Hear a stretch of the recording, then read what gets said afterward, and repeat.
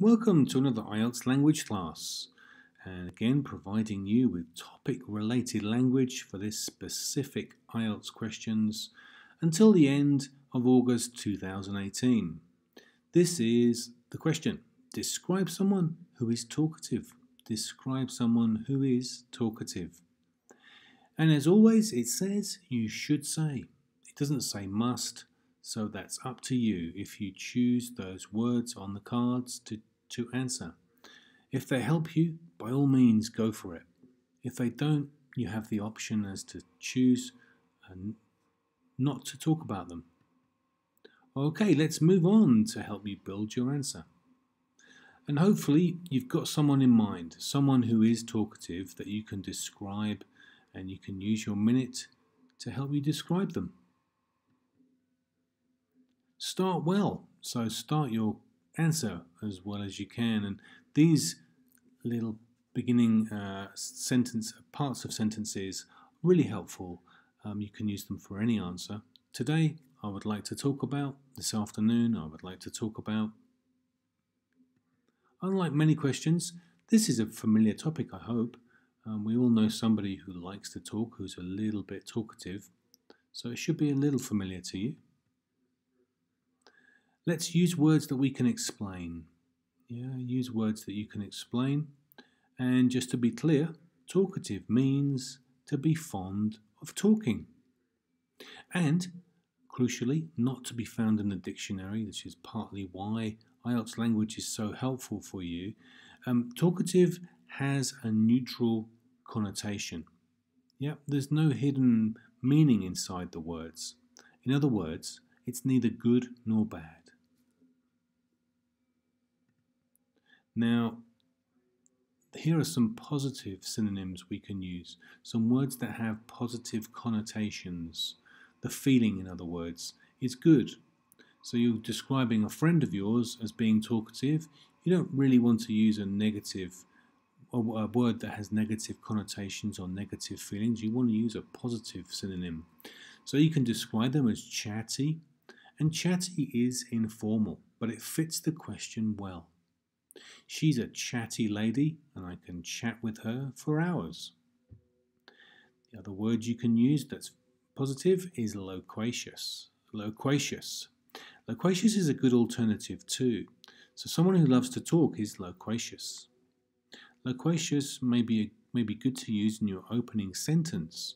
So today I would like to talk about my loquacious friend. It's hard to say, and it's not as flexible as chatty. Perhaps you can use chatty later. There are also some words that have negative connotations that also mean talkative, and we could potentially use them too. Depends on the subject and the person you're talking about. You can describe something or someone as verbose. Verbose.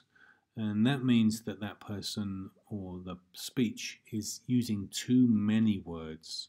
They speak excessively and use far more words than are necessary. Garrulous is also has a negative connotation, so it's a negative synonym to use for talkative.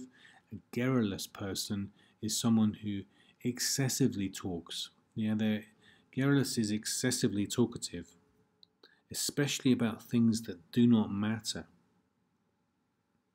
And you can always use comparisons. You can always use both the negative and the positive connotations to compare a talkative person. You can describe someone as someone who will talk to anyone. They'll talk to anyone. You can describe them in a little bit more detail, giving them attributes like they're knowledgeable, maybe they're wise and clever and they're willing to share. Maybe she has an opinion on many things, but she's not afraid to say she doesn't know. So they're loquacious, they love to talk and enjoy very much talking to other people. And you can go into a personal story. The first time we met.